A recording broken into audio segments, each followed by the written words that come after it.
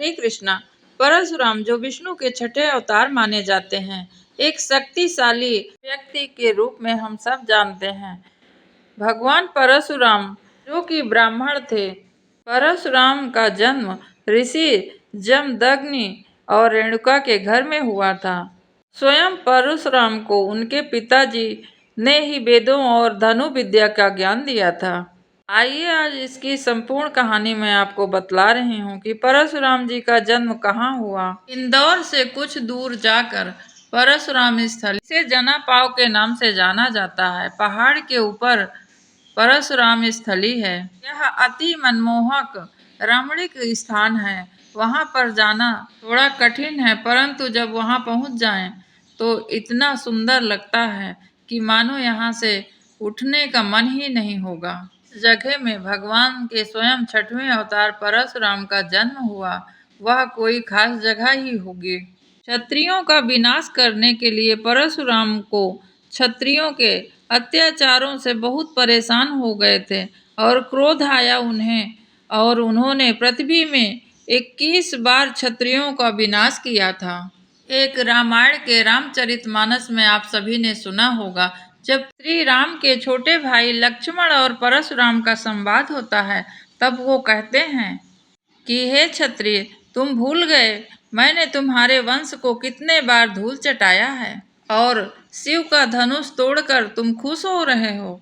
शिव के अनन्य भक्त परशुराम जी, एक बार पिता ने आज्ञा दी कि तुम अपने माता को मार दो। इस पर और पुत्र तो नहीं मारे, परंतु परशुराम तुरंत उठकर अपने मां रेणुका का वध कर दिया था। इस पर पिता खुश होकर परशुराम को 3 वरदान दिए थे, जिनमें से उन्होंने माता को जीवित करने का भी वरदान मांगा था। देखिए, पिता की आज्ञा टालना नहीं है, इसलिए माँ का वध कर दिया, परंतु माँ से प्रेम था उनको, तो वरदान भी मांग लिया पिता से वापस कि मेरी माँ जीवित हो जाएं। परशुराम जी के गुरु जो थे वो शिव जी और विश्वामित्र थे, और इनके जो शिष्य थे भीष्म, द्रोणाचार्य, कर्ण जैसे परशुराम के शिष्य थे। परशुराम जी को 7 चिरंजीवों में से एक माना गया है। ये हमेशा जीवित ही रहेंगे। परशुराम जी राम जी के समय भी थे और कृष्ण जी के समय भी थे। वे सारंग धनुष श्री राम जी को दिए थे और सुदर्शन चक्र श्री कृष्ण जी को दिए थे। परशुराम जी ने धर्म की स्थापना के लिए भगवान राम और कृष्ण की सहायता किया, क्योंकि भगवान विष्णु के छठवें अवतार हैं। वो भगवान हैं स्वयं। और परशुराम की अनेक लीलाओं के लिए आइए उनके जन्म की कथा सुनते हैं। कहते हैं कि वे कलिकाल के अंत में फिर से उपस्थित होंगे। ऐसा माना जाता है कि परशुराम कल्प के अंत तक धरती पर ही तपस्या करते रहेंगे। पौराणिक कथा में वर्णित है, महेंद्रगिरी पर्वत भगवान परशुराम की तप की जगह है। वहाँ तपस्या करते हैं। अंततः वह उसी पर्वत पर कल्पांत के लिए तपस्या करने के लिए वहाँ चले गए थे। आपको बता दूं कि सतयुग में जब एक बार गणेश जी ने परशुराम को शिव जी से मिलने से रोक दिया था, तो बड़े दुखी हुए और रुष्ट होकर परशुराम ने प्रहार किया गणेश जी पर, जिसके कारण उनका एक दांत नष्ट हो गया था। इसीलिए गणेश जी एक दंत कहलाए। त्रेता युग में जनक, दशरथ आदि राजाओं तो स्वयं भगवान श्री राम और माँ जानकी के पिता थे। उन्होंने भी परशुराम का खूब सम्मान किया था। एक बार द्वापर युग में कौरव सभा में कृष्ण का समर्थन परशुराम जी ने किया था।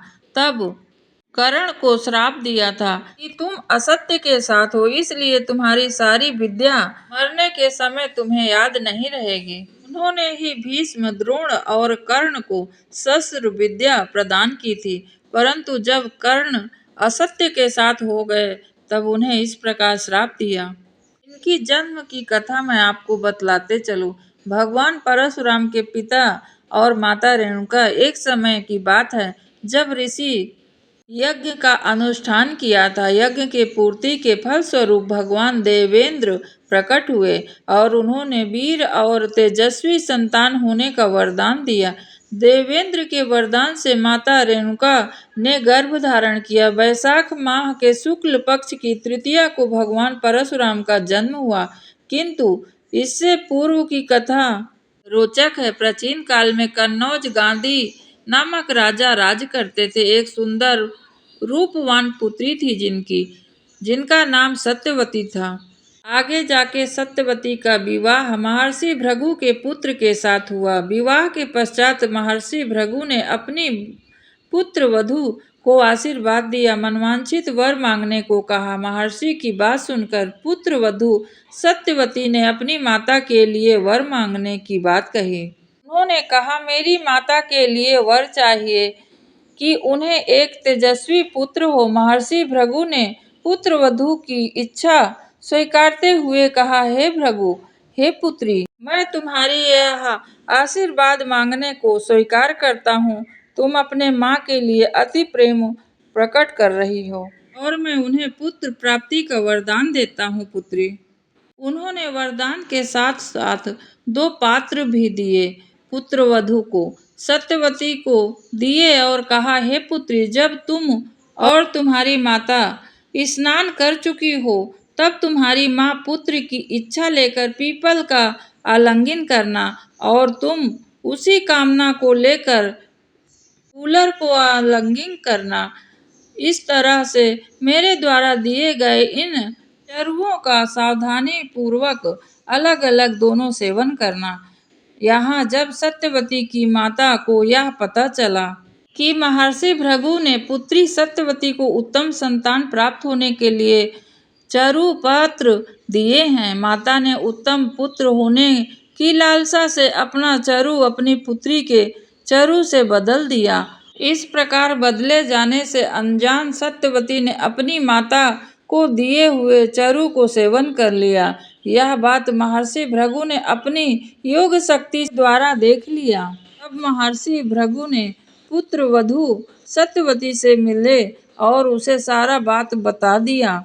हे पुत्री, तुम्हारी माता ने तुम्हारे साथ छल किया है और मेरे आशीर्वाद से तुम्हारी संतान ब्राह्मण होते हुए भी क्षत्रिय जैसा आचरण करेगी और तुम्हारी माता की संतान क्षत्रिय होते हुए भी ब्राह्मण जैसे आचरण करेगी।